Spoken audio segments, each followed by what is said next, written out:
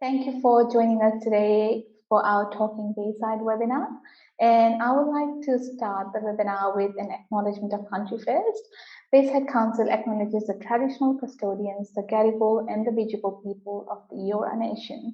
The people of the Eora Nation, their spirit and ancestors will always remain with our waterways and the land, our motherland. And I pay respect to anyone joining us today here virtually as well. Okay, so as you all know, the 16 Days of Activism Against Gender-Based Violence is an annual campaign that begins on 25th of November, started from Friday last week, the International Day of the Elimination of Violence Against Women, and runs through the International Human Rights Day on the 10th of December. It's an important 16 days, and Bayside Council is committed to support the campaign and has organized a range of activities and the event throughout the 16 days to raise the awareness. And please check our Facebook and the website for more information. Before I introduce our special presenter today, I want to share some general housekeeping for the webinar. It's just please make sure you are on mute during the presentation. And if you would like to ask any questions to myself or Vicki, just hold on to them until the end or just pop it on the chat. And we have a Q&A session after the presentation is done, so you will have a chance to ask questions directly to Vicki, or you can just put it on the chat as well. We will record the session and we will upload it on our Bayside Council YouTube channel, and it will be shared with our network. However, we won't be recording the Q&A part due to the privacy reason, so we really encourage you to ask us questions, but we want to make sure that it is not being recorded. And today's discussion could be like triggering to some people as well, as we unpack domestic violence topic itself throughout the presentation. So please make sure you take a break and reach out to helpline numbers, which will be shown as well at the end. Or if you would like to have a chat with me or Vicki at the end, just let us know, but we are here to support as well. So I would like now to introduce our presenter, Vicki Johnston. So Vicki is a domestic violence specialist, counsellor, a trainer, and a representative on several local interagency advisory groups, regional and state committees. Vicki is a passionate advocate for safety of women and children and has made significant contribution in this area. She has won several awards and she has been an advocate, as mentioned. Without any further ado, I would like to welcome you, Vicki, and we really appreciate your time as well for joining our webinar and presenting on this important topic. So I hand over to you, Vicki. Thank you, Risha, and thank you, Bayside Council, for this opportunity. I would also like to start by acknowledging the traditional custodians of the land on which we're all joining this meeting today and humbly thank them for their custodianship of this land. I'll commence sharing my screen now so you can see the presentation. Okay. So I'm going to speak a bit about the 16 days of activism and talk about what it's about and how we can all make a contribution during this period and any time during the year, really.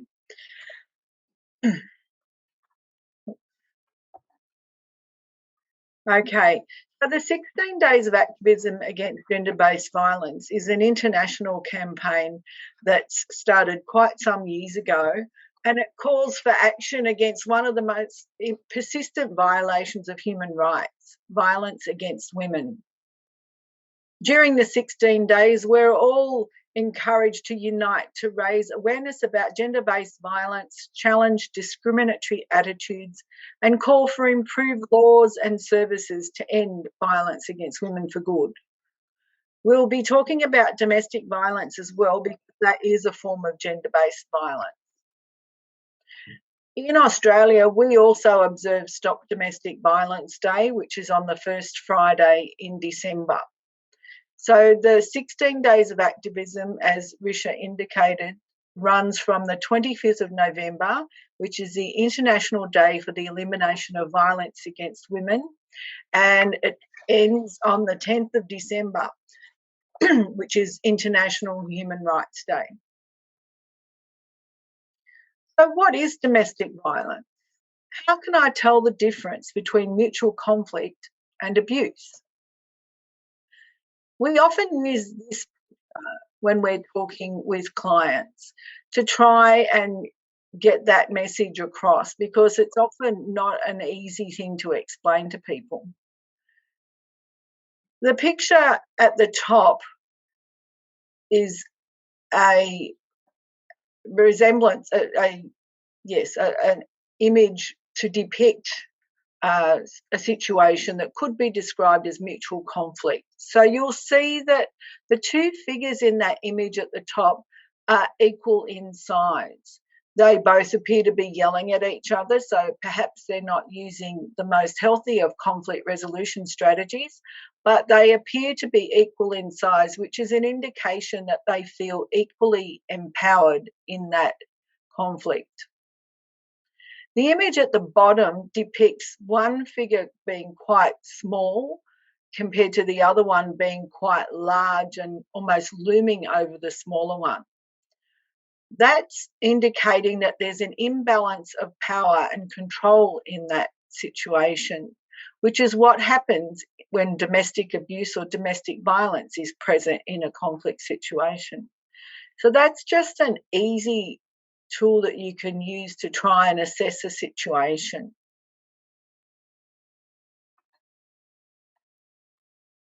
Sorry, my screen's playing up. So the New South Wales government has a definition of domestic and family violence. There are many different definitions in different pieces of legislation and policy, but this is the one from the New South Wales government from their Safer Pathways package. So they define domestic and family violence as including any behaviour in an intimate or family relationship which is violent, threatening, coercive or controlling, causing a person to live in fear. It's usually manifested as part of a pattern of controlling or coercive behaviour. And many of you may have heard recently that there has been legislation passing through the New South Wales Parliament to criminalise coercive control. So this is the sort of thing that we're talking about here. This diagram is the power and control wheel. And the power and control wheel was developed by a project in Minnesota, in Duluth, Minnesota in the United States. So they've developed a series of wheels called the Duluth wheels, and this one is the power and control wheel, named because you have power and control at the hub of the wheel.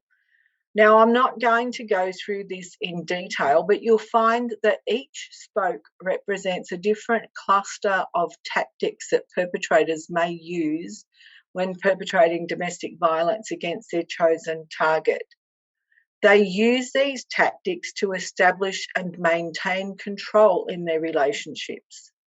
The wheel symbolises the relationship of violence to other forms of abuse and coercion. The rim which surrounds the spokes is physical and sexual violence. Violence holds a system together and gives it strength. Physical abuse and sexual violence can be part of a system of abusive behaviour, but we definitely more frequently see the tactics of coercive control, which are detailed in the different spokes around this wheel. I'm going to share some domestic violence facts and statistics with you now. We won't read through each one of those, but I'll leave them on the screen for you to have a look at yourself. I'd just like to point one out to you. It's actually not on this slide, but just speaking about the volume and the prevalence of domestic violence, 1 in 4 women has experienced violence by an intimate partner compared to 1 in 13 men. Women are nearly 3 times more likely than men to have experienced violence by a partner. Based on a 2015 analysis, violence against women in Australia is estimated to cost the Australian economy around $21.7 billion a year. So you can see these statistics here, but there's also a significant economic cost that comes out of this issue. In terms of homelessness, women are the greatest group of clients who seek homelessness services, and often it's older women who become homeless as a result of domestic violence. There's great pressure on homelessness services as a result of domestic violence. And intimate partner violence represents the greatest health risk factor for women aged between 25 and 44. As we might have heard before, around one woman a week is killed by a current or former partner in Australia at the moment. In New South Wales, domestic violence homicides represent about 50% of homicides in New South Wales. And when you consider that domestic violence homicides are one form of homicide that is largely preventable, that's quite a sobering statistic. If we can all join together as a community and help these women and children achieve a greater degree of safety, we have a real opportunity to reduce those domestic violence homicide statistics and save those. Children are also significantly impacted by domestic violence. Women who, as children, witnessed partner violence against their parent were more than twice as likely to be subject to partner violence themselves compared to women who had not. More than 2/3 of mothers who had children in their care when they experienced violence from their partner said children had seen or heard the violence. What can we do? Every single one of us plays a role in violence prevention, whether it's something we're directly exposed to or not. Now I'm going to try and play a video. If it doesn't play, we'll play it at the end of my presentation. And it's not going to play. Okay, so we will come back to that video, but I will refer to it as we continue the presentation. A bystander is a person who observes or is aware of unacceptable behaviour. We can all be bystanders to violence and abuse in many different ways. When someone harasses, assaults, or rapes someone else, there are hundreds of comments, behaviours, and interactions which lead up to the violent or abusive act. And we probably can all recall times when we've heard people making comments that might have been indicative that something unpleasant was going to happen to somebody, and we might have felt uncomfortable and thought, well, should I say something? Should I do something? We might have all felt uncomfortable in that situation. What can we do? It's really important that we take every opportunity that we can to be an active and involved bystander in our communities. Where it's safe to do so, intervene in violent incidents. Now, I stress that's only where it's safe to do so. You can do that by challenging perpetrators and potential perpetrators. Things like if you see something happening, you might go up and try and interrupt that conversation where it's safe. Just as an example, a lot of this information on bystanders I've obtained from a colleague, Michael Flood, who's an academic and quite a specialist in this area. And he recounted some examples at a talk he did once. And he said he saw at a shopping mall a man having a very violent, aggressive argument with a woman, it looked to be his wife or partner. And Michael was very concerned for her welfare and her safety and concerned about his behaviour. So what he chose to do was to go up and interrupt and ask the guy what time it was. and ask him for directions to a particular address nearby. He said, "Oh, I've got a meeting at 1 o'clock and I'm running late and I'm not sure how to get there. Can you tell me what time it is? Can you tell me how to get to George Street?" So it was a simple interruption, and some people might think it's a little bit silly, but in disrupting that act of violence and providing that bit of distraction, it de-escalated that situation. It gave that woman a bit of respite from the abuse, and also let her know that someone had seen what was going on and someone cared enough to do something about it. And by the time Michael walked away, the guy didn't turn around and resume that fierce argument that they were having.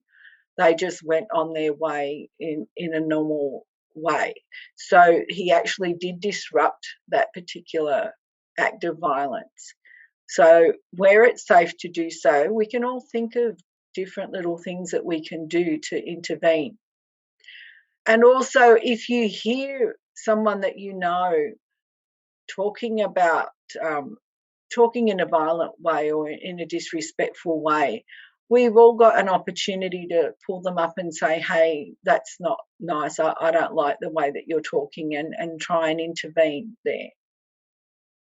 In terms of supporting victims and survivors, it's really important to listen, to believe, and to respect.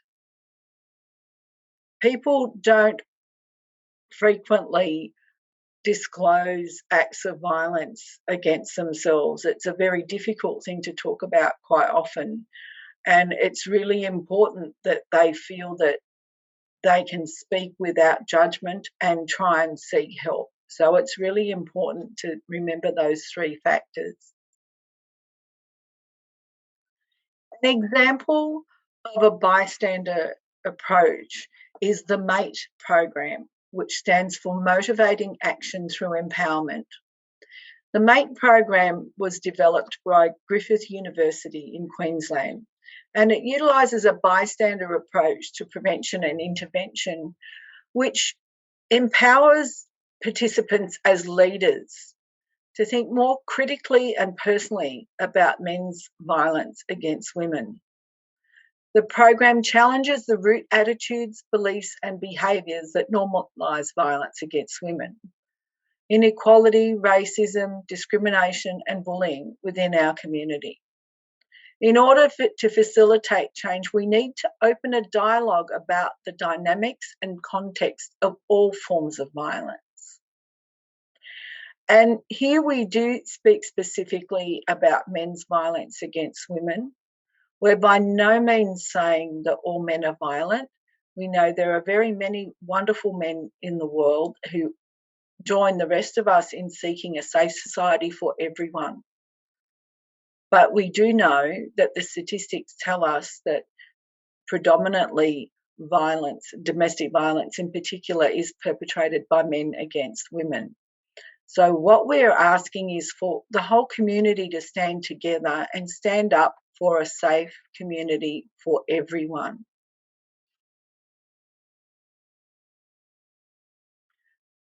The We're Better Than That campaign is a video campaign that was produced by the Eastern Suburbs Domestic Violence Network and launched in 2020.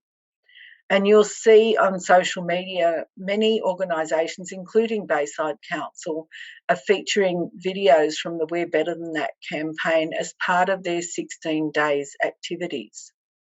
We're really proud of these videos, which were created to promote respect and healthy relationships and encourage men to be active bystanders when they witness behaviour that condones and contributes to violence in our communities.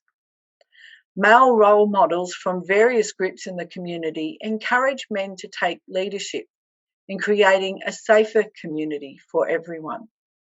So I encourage you to go and have a look at the YouTube channel for We're Better Than That and have a look at our videos. So what can you say or do to help someone if you know of someone or suspect that someone might be experiencing domestic violence? What can you do? As I said before, it's really important to listen to them. Sometimes people have never had an opportunity to just make a disclosure and be heard. And sometimes that in itself means a lot to them and is really supportive to them. Don't judge them. You don't know what that person's situation is and what led them to be in that situation. It's really easy to go in and think, oh, you should do this, you should do that. I wouldn't put up with that if I were you. But we can never really stand in somebody else's shoes. So it's really important to listen to them and hear them without judgment. Help them to locate assistance if they need it. If they're saying to you, I've got this situation and I really need help and I don't know where to go, try and find the right sort of assistance for them. We're going to show you some hotline numbers as well. So if you're not sure what sort of assistance might be best for them, sometimes these helplines can assist in that way. You can refer to the domesticviolence.newsouthwales.gov.au website for information. There's a lot of information and fact sheets there about domestic violence and services available. You can look for the nearest domestic violence specialist service and make an informed referral.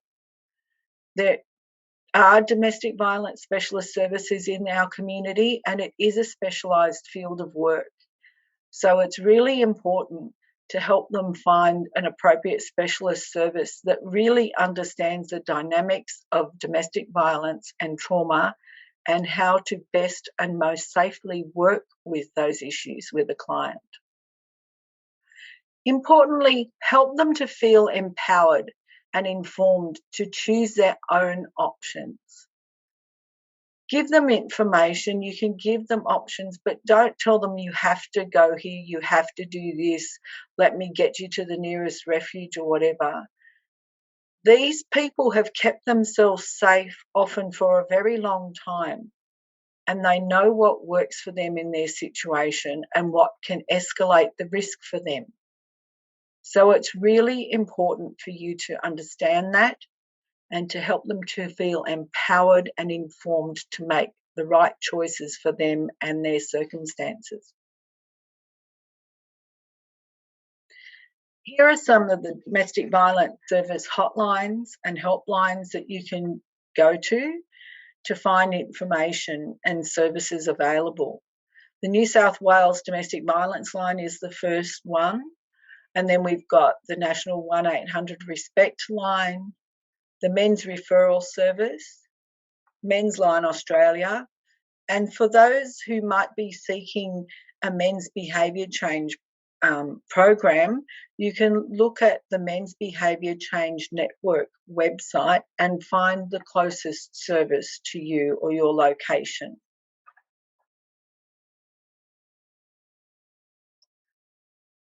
Ultimately, everyone has the right to life, liberty, and security of person. Living in safety is a basic human right for all of us.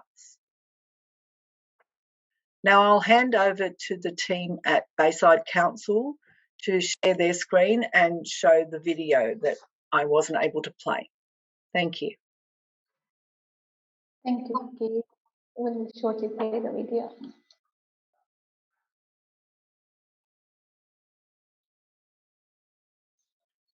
Men's violence against women. We need to challenge the foundations of violence. These are the attitudes, actions and social norms that devalue and discriminate against women. Violence against women begins with gender inequality. Sexist behaviour creates a culture where it's okay to joke about and belittle women. A third of Victorians have witnessed sexism towards women. It's time we stand up and say, that's not okay. Gender inequality restricts women's rights to independence, leadership roles and equal pay. Australian women are overrepresented as part-time workers in low-paid industries.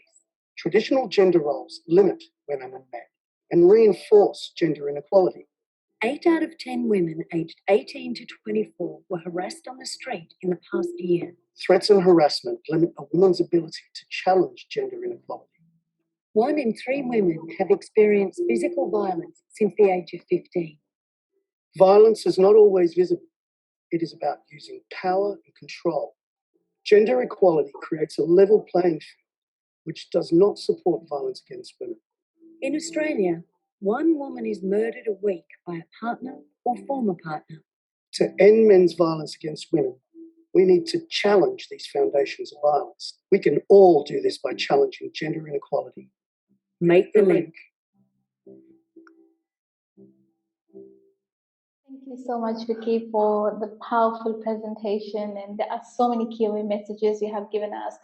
It is important to be an active bystander and how we could intervene and support where it is safe. And we all have a role to play in the community to keep our community safe, to keep our women and children safe as well.